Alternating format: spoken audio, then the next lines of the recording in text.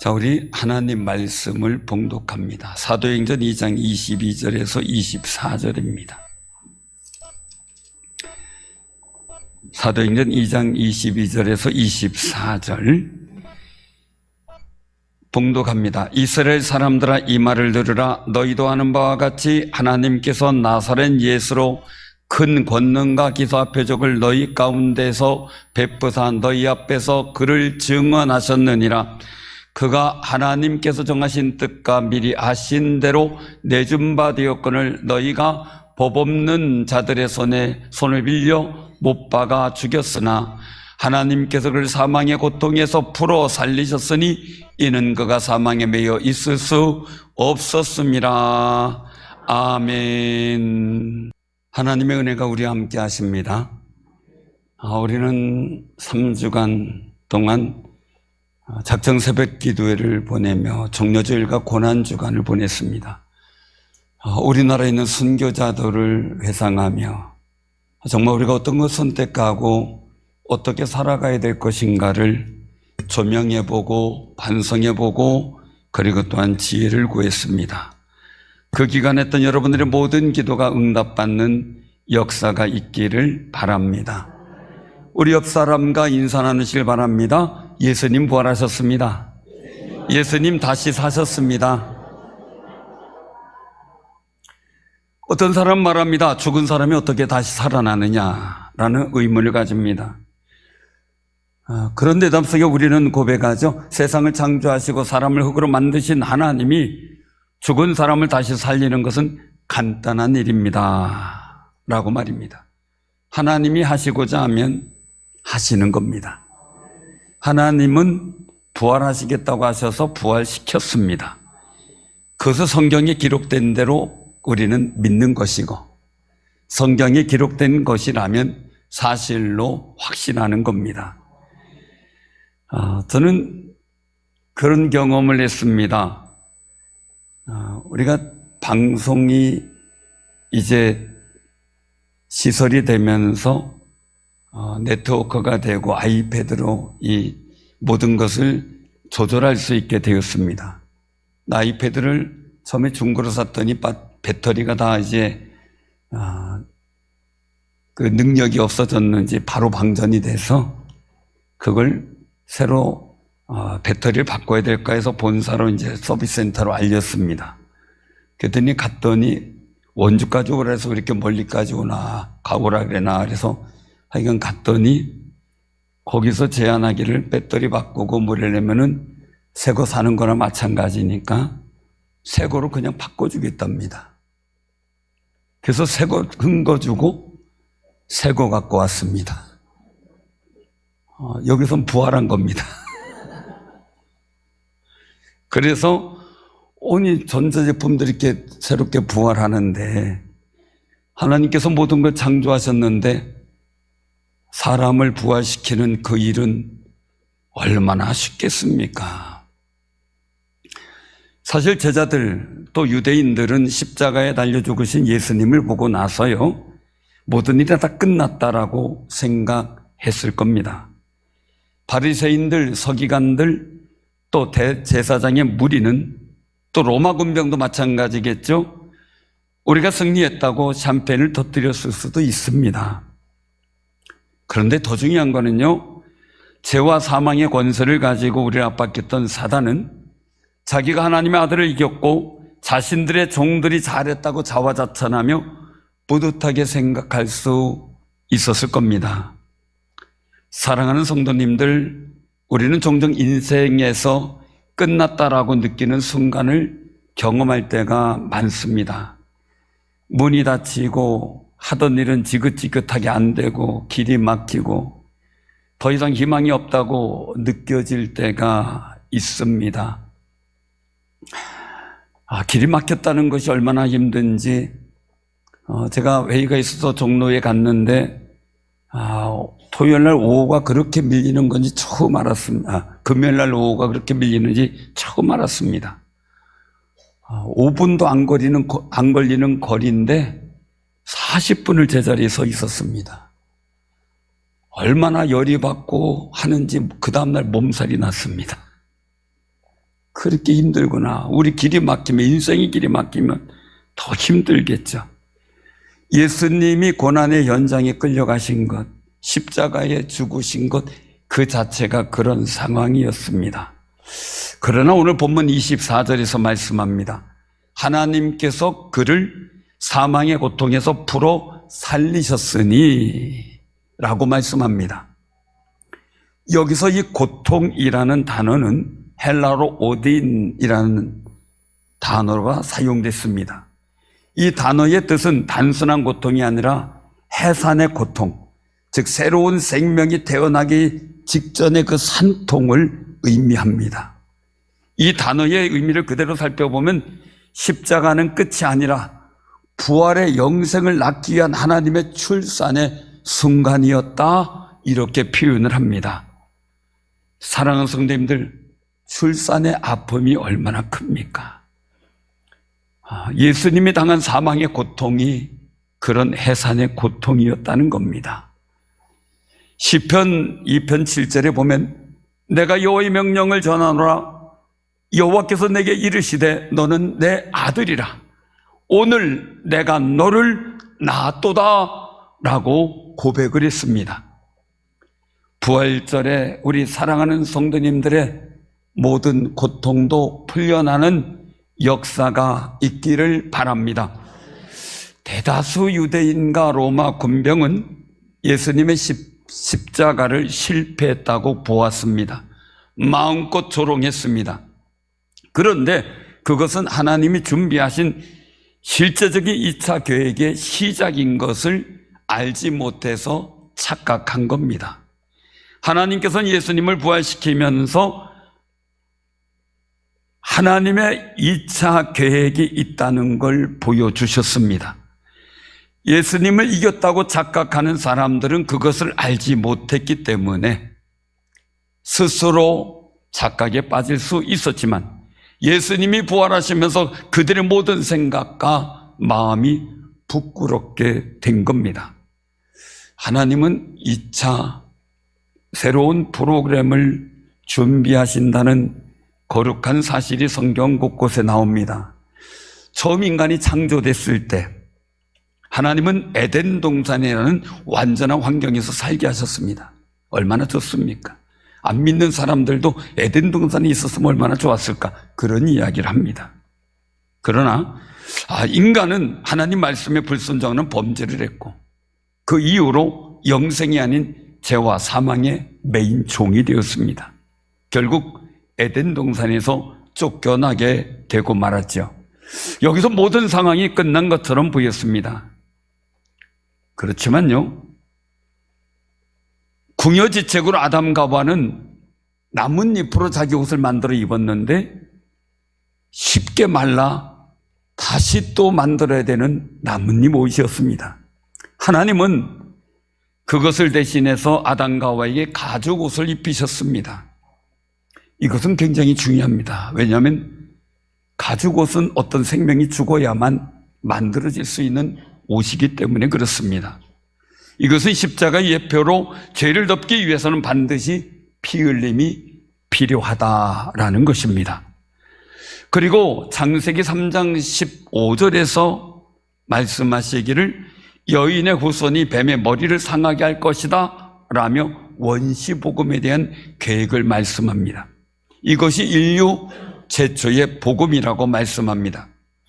인간이 타락한 그 자리에서 하나님은 인간을 구원할 계획을 말씀하시고 여인의 후손이 뱀의 머리를 쳐서 그 모든 권세를 깨뜨리고 새로운 승리의 역사를 만들어갈 것을 미리 계획하셨던 겁니다. 하나님은 여인의 후손이 되는 예수님을 세상에 보내셨습니다. 그리고 하나님과 거리를 만드는 우리의 죄를 십자가의 보혈로 해결해 주신 겁니다. 죄로 인해 타락한 우리에게 용서라는 대안을 하나님께서 준비하셨고 그 십자가를 통해 사단의 모든 악과 꾀를 무효화시켰던 겁니다. 사랑하는 성도님들, 하나님은 아브라함을 택하여 부르셨습니다. 이스라엘 백성이 하나님께 나오도록 그리고 성막을 세우셨고 그리고 자신의 죄를 짐승에게 전가하고 그 제물을 바친 사람의 모든 죄를 뒤집어 쓴 그 짐승은 죽어가며 피를 흘려야만 했고, 그 피를 제단에 뿌림으로 하나님께 나아가는 속죄의 길이 열렸습니다. 그런데 여기서 속죄라는 히브리어 단어를 보면 카파르라는 단어를 씁니다. 덮는다는 겁니다. 짐승의 피는 죄를 완전히 없애는 것이 아니라 일시적으로 가려주는 겁니다. 가려주는 것.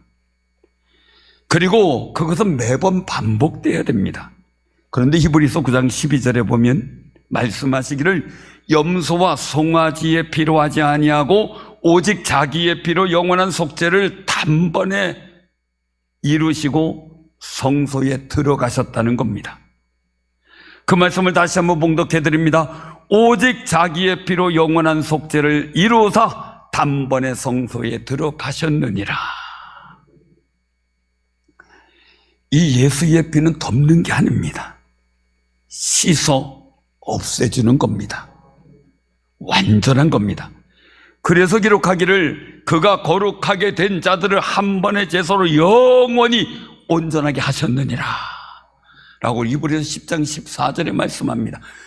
덮어주는 것만이 아니라 씻어서 깨끗하게 없어졌다는 겁니다. 사랑하는 성도님들, 어느 세제가 오물은 씻어도 죄를 씻어내겠습니까? 오직 예수 그리스도의 보혈만 가능하다는 겁니다. 짐승의 피로 하는 불완전한 죄사함을 2차 계획에서는 예수님의 피로 완전하게 하신 겁니다. 하나님은 우리를 완전하게 용서하시기 위하여 부활의 역사를 준비하셔서 죄사함만이 아니라 영생을 주시기 위해 예수님을 부활하게 하셨다는 사실을 믿으시기를 바랍니다. 우리가 가만히 보면 이스라엘 역사를 보면요, 하나님이 택하셔서 선민인 이스라엘 나라를 세우셨습니다. 그런데 이스라엘 백성은 하나님께 영광을 돌리라는 거룩한 뜻에 부합하지 않고 오히려 부족하고 하나님의 영광을 욕되게 하는 모습을 보였습니다. 우리나라도 그렇게 되지 않도록 기도해야 됩니다. 하나님은 우리를 택하시고 부르셨어요. 예수님의 십자가의 보혈을 통해 거룩하게 된 사람들을 모이게 하여 하나님의 나라의 모형인 교회를 세우셨습니다. 그래서 예수님께서도 베드로의 고백을 들으시고 야, 내가 복이 있다. 그 반석 위에 내 교회를 세우리라 라고 말씀합니다. 교회는 단순한 모임이 아닙니다. 십자가와 부활의 역사를 믿는 공동체입니다. 하나님과 화목하게 된 사람들의 공동체입니다. 우리는 하나님께 영광을 돌리도록 돌리는 역할을 하도록 택하여 부르심을 받은 거룩한 사람들입니다. 사회적으로 나라적으로 유익한 일을 함으로 하나님께 영광을 돌리는 소망과 비전을 갖기를 바랍니다. 이제 본문으로 다시 돌아옵니다. 사도 베드로는 선포합니다. 너희가 법 없는 자들의 손을 빌려 못 박아 죽였으나 라고 23절에 선포합니다.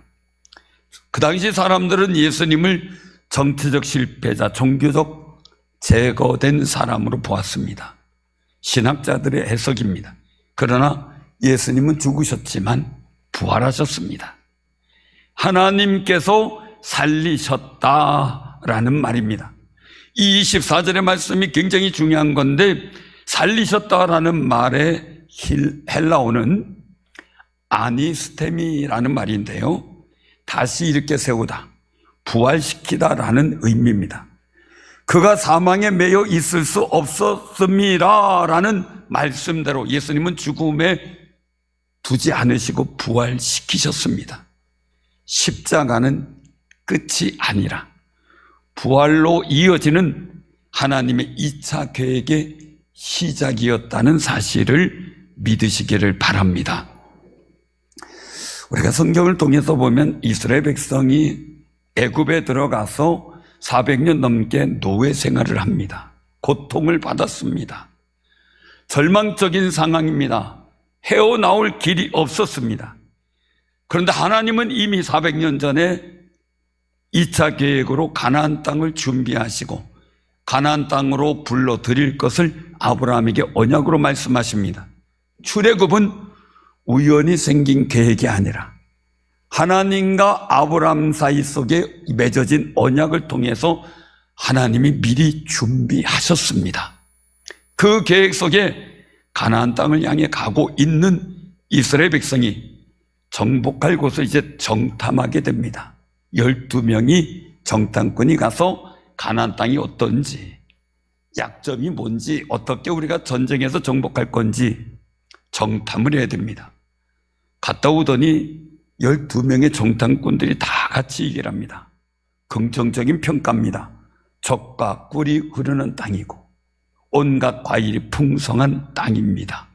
채소가 많은 땅입니다. 생명력이 있었다는 거죠. 그런데 갈라지는 부분이 있습니다. 10명은 그런데 부정적인 평가를 하며 그 땅에 사는 원주민들은 강하고 수가 많아서 정복하기 어렵다는 의견입니다. 그래서 10명의 정탐꾼은 포기하고 노예로 살았던 애굽으로 돌아가자는 의견을 냅니다. 그런데 이 의견은 목적을 상실했기에 대안이 아니라 후회와 포기를 하는 겁니다. 사랑하는 성도님들, 우리가 꼭 기억하시길 바랍니다. 후회와 포기는 하나님께서 싫어하십니다. 그 나머지 2명인 여호수아 갈렙은 달랐습니다. 여호와를 거역하지 말라, 또 그 땅 백성을 두려워하지 말라, 그들은 우리의 먹이라. 그들의 보호자는 그들에게서 떠났고 여호와는 우리와 함께 하시느니라. 그들을 두려워하지 말라. 강력하게 민수기 14장 9절에서 외칩니다. 이 2사람 말에는 목적도 분명합니다. 하나님의 언약과 일치하고 대안도 있습니다. 무엇보다 중요한 것은 그들의 고백 속에 하나님이 우리와 함께 계시니까 두려워하지 말라라는 대안을 하나님이 기뻐하셨다는 겁니다. 사랑하는 성도님들, 지혜로운 제안, 불평과 원망의 차이는 뭘까? 어디에 있는가라는 겁니다. 그것은 2차 계획인 대안이 있느냐 없느냐의 차이입니다. 원망, 불평은 대안이 없습니다. 그러나 정말 지혜로운 제안은 대안을 갖고 얘기를 합니다. 우리는 내 인생 속에, 내가 하는 말 속에 다른 사람을 통해 나는 복 있는 대안을 갖고 이야기를 하는지, 아니면 대책 없이 원망과 불평만 하는지 우리 스스로를 살펴봐야 합니다. 복 있는 대안은요, 하나님 말씀을 믿을 때 생깁니다. 분명한 하나님이 주시는 소망의 목적의식이 분명할 때 생겨납니다.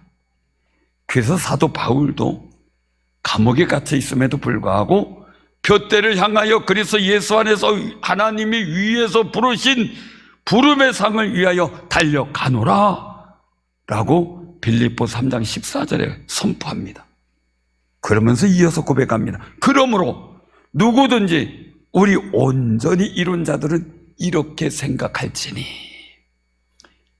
열심히 살았습니다. 열심히 수고했습니다. 그래도 마지막엔 하나님이 위에서 부르신 부름의 상을 위하여 예수 그리스도 안에서 내가 달려가노라 라는 거룩한 고백이 세워질 때 우리에겐 인생의 대안이 떠오르게 하는 성령의 역사를 체험하게 될 줄로 믿으시기를 바랍니다. 우리 그리스도인들이 실수하는 것은요, 신앙의 목적의식을 잃어버려서 원망과 불평이 많아지고 두려움이 많아지게 돼서 하나님이 기뻐하시는 대안을 얻을 지혜가 마비된다는 겁니다. 사랑하는 성도님들, 우리가 사도 바울의 신앙을 따라 위에서 부르신 부름의 상을 향해 달려가는 용기와 능력이 있기를 바랍니다. 우리의 삶에 하나님의 2차 계획을 확신하고 신뢰하는 마음이 있다면 우리는 복이 있는 대안이 생각나도록 성령님께 기도하며 지혜를 구할 때 하나님의 성령의 도우심을 보게 됩니다. 성령께서 은사로 주시기 때문이죠. 능력으로 도와시기 때문이죠. 하나님은 우리가 실패하는 인생으로 끝나기를 원하시는 분이 아니기 때문에 그렇습니다. 요셉은 잘못한 게 아무것도 없습니다. 다만 요셉이 잘 나가고 요셉이 아버지의 귀여움을 독차지하니까 형들이 미워한 겁니다. 그 미워하는 죄로 노예로 팔리는 신세가 됩니다. 우리도 살아가면서 억울할 때 많습니다. 잘못한 거 하나도 없는데 동생 때문에 혼날 때도 있고, 그죠? 애매하게 의도 터질 때가 있잖아요. 동생이 잘못했는데 네가 뭐 했냐고 하면서. 우리가 인생을 살면서 억울한 일을 참 많이 당합니다. 그러나 요셉은 그 노예로 팔린 상황에서도 산전수전 다 겪으면서 끝까지 하나님이 함께 하시는 것을 신뢰하여 그것이 이루어졌고 형통한 자가 됩니다. 그리고 감옥에 갇히는 억울한 일 당했음에도 불구하고 애굽의 총리가 되는 거룩한 하나님 2차 계획이 이루어졌습니다. 다윗은 어떻습니까? 왕이자 장인인 사울이 자기를 질투해서 죽이려고 합니다. 쫓겨서 도망갑니다. 이 장인이, 왕이 부마를 죽이려고 쫓아가는 겁니다. 얼마나 기가 막히고 어렵고 억울하고 분통 터지겠습니까? 장인인 어떻게 할 수도 없고 말입니다. 그런데 그 마음이 하나님의 합한 자가 되더니 하나님의 2차 계획대로 이스라엘의 위대한 왕으로 기억되고 있습니다. 성경의 예를 들어본 것처럼 사람이 보기에 다 끝난 것 같은 인생 종말 같은 십자가의 순간이 누구에게나 다 있을 수 있습니다. 일의 실패, 마음의 상처, 인간관계의 어려움과 단절, 경제적 어려움이 있을 때가 있는데 그 자리에서 시작되는 하나님의 2차 계획을 기대하는 믿음의 눈이 떠지기를 바랍니다. 그렇다면 기도해야 되겠죠. 성령님의 도우심을 얻기를 소망해야 되겠죠. 하나님은 우리에게 말씀하십니다. 이것이 끝이 아니다. 내가 준비한 2차 계획이 있다. 이 거룩한 음성이 여러분들의 마음에 들려지기를 소망하시기를 바랍니다. 부활은 단순한 기적이 아닙니다. 나는 십자가로 끝나지 않는다 라는 예수님의 선언입니다. 그 부활은 예수님을 영접하고 하나님을 섬기는 우리에게도 계속해서 약속으로 선포됩니다. 그래서 누구든지 예수를 믿으면 그 사람도 예수와 함께 다시 부활하는 거룩한 역사를, 거룩한 은혜의 자리에 서게 될 줄로 믿습니다. 고린도전서 15장 20절에 보면 그렇게 말씀합니다. 이제 그리스도께서 죽은 자 가운데서 다시 살아나사 잠자는 자들의 첫 열매가 되셨도다 라는 겁니다. 부활의 첫 열매가 예수님이시라면 예수님을 믿고 영접한 사람 우리에게는 두 번째 부활의 열매가 맺혀지게 될 겁니다. 이것이 바로 우리에게 부여된 영생의 소망입니다. 사랑하는 성도님들, 지금 십자가의 길을 걷고 계십니까? 이해되지 않는 고난, 내 인생 끝난 것 같은 정말 암울한 상황이 보입니까?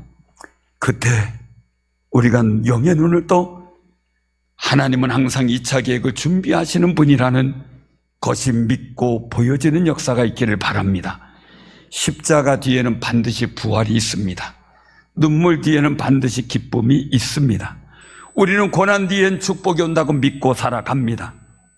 살아가다 내 한계를 넘어서는 일이 생겼다면 그 일을 넘어서는 은혜가 같이 함께 따라오고 있다는 사실을 기억하시길 바랍니다.